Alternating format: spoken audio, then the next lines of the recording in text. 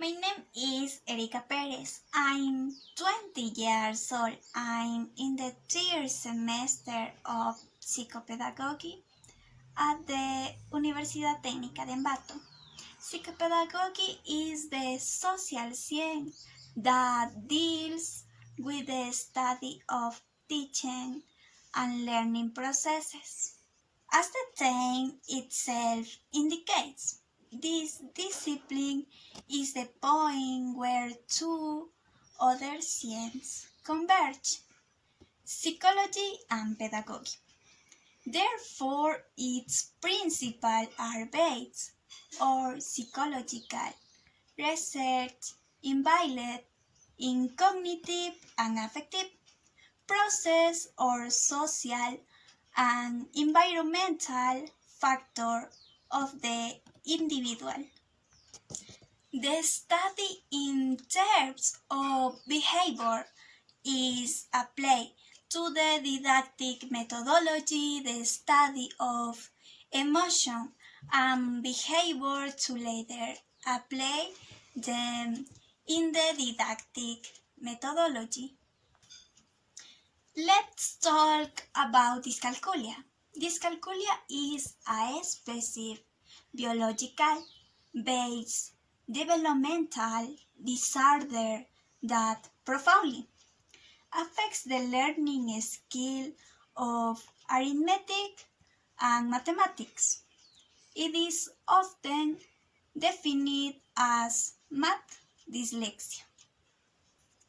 The difficult focus on the ability to interpret numerical symbols and arithmetic knowledge such as addition, subtraction, multiplication, and division. The child with dyscalculia is the one who confuses numbers and signs and cannot perform mental calculation or work with abstraction. These children find it difficult to complete academic exercise or practical tasks such as math problems or calculation. Dyscalculia will be the diffusion in the neuronal connection that process numerical language, hindering the brain function that allow the processing and access to numerical information.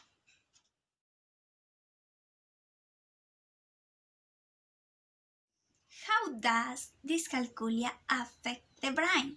Dyscalculia presents as a neuronal diffusion in the interparietal sulcus of the brain.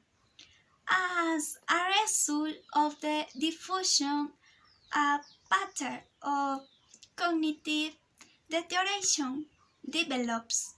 The psychopathology of dyscalculia and childhood insomnia share some neurobiological mechanism. Dyscalculia is usually identified with deficit in skill such as the psychopathology of ADHD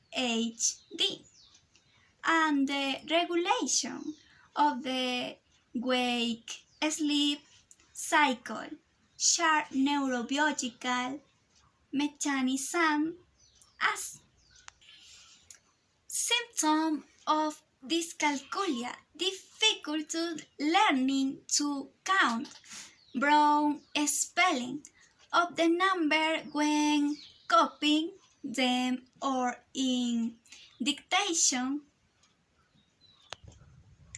for errors, confusing, for example, the number 9 with 6 or 3 with 8. The server writing, they write the symbol flip. Sound errors confuse numbers that sound similar, for example 6 or 7. Symptoms when ordering or sequencing numbers. Repeat a number 2 or more times.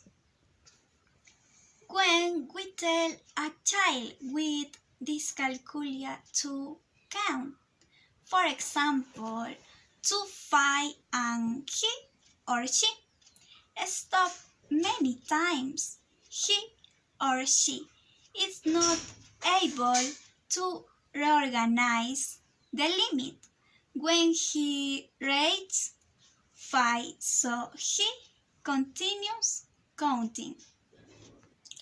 Omission occurs when one or more numbers in a series are skipped.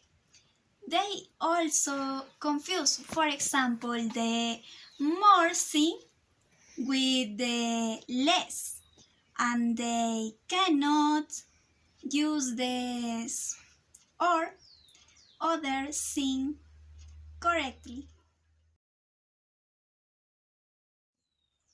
Types of dyscalculia. Verbal dyscalculia. The children are able to read or write numbers, but cannot reorganize them when they are pronounced by others. Lexical dyscalculia. The child with this type of lexical dyscalculia can understand the concept related to mathematics when they are spoken about but has difficult reading and understanding them. Games and exercise for children with dyscalculia with family.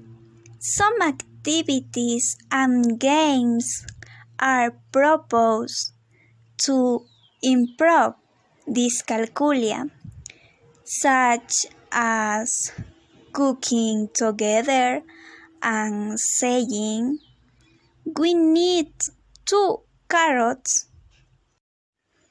3 onions, 5 cups of rice." Play sitting the table. How many plates? How many spoons? Napkins should you put out? Go to the supermarket and have him or her identify the number of things. Play at counting, for example, when you go out, count how many read, car, or see.